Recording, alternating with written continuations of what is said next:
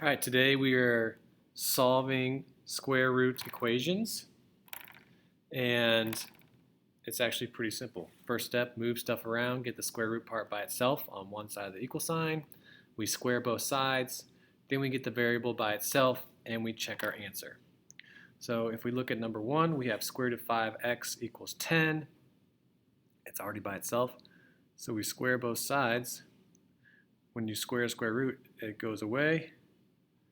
So we get 5x equals 100, x equals 20. And when we plug it back in, the square root of 5 times 20 is the square root of 100, which equals 10. So that one checks out. Number 2, we don't have to move anything around. We can just square it. And when we square it, it just goes away. So 3x plus 10 equals 8 squared, which is 64. We subtract 10. So we get 3x equals 54, which becomes x equals 18. And when we plug it back in, 3 times 18 plus 10 becomes the square root of 64, which is 8. So it checks out. When we move to number 3, now we have something to do first. 3 times this means we need to multiply or divide by 3 first. So that gives us the square root of x minus 11 equals 6.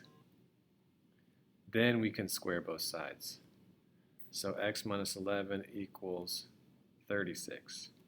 And we get x equal to 47. When we plug it back in, 3 times the square root of 47 minus 11, 3 times the square root of 36, which is 6, becomes 18, so it checks out. As we move down to number 4, we have a minus 6 outside, so we need to add 6 to both sides first. So we have the square root of x plus 15 equal to 7. When we square it now, x plus 15 equals 49. We subtract 15, and we get x equals 34. When we plug it back in, 34 plus 15 minus 6, square root of 49 minus 6 is 7 minus 6, or 1. So it checks out. Number 5, another simple one. We can just square both sides to start off with. X plus 6 equals 49, x equals 43. I think you're starting to see these are pretty simple problems. 43 plus 6, that's the square root of 49, or 7. And then our last one, we have to do a couple things. So reverse PEMDAS, so I subtract 13 first.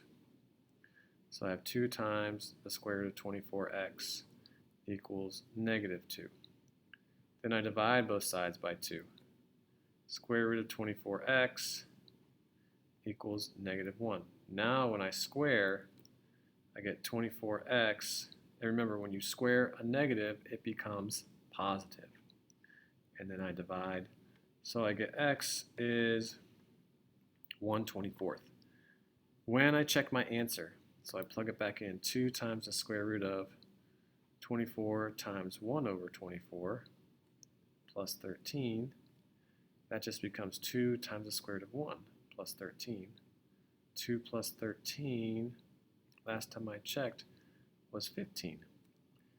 It's supposed to be 11, so we would have no solution because it doesn't get us the right answers. So a lot of times, if you're squaring a negative, you know you're probably going to end up with no solution. You need to make sure you double check your answers.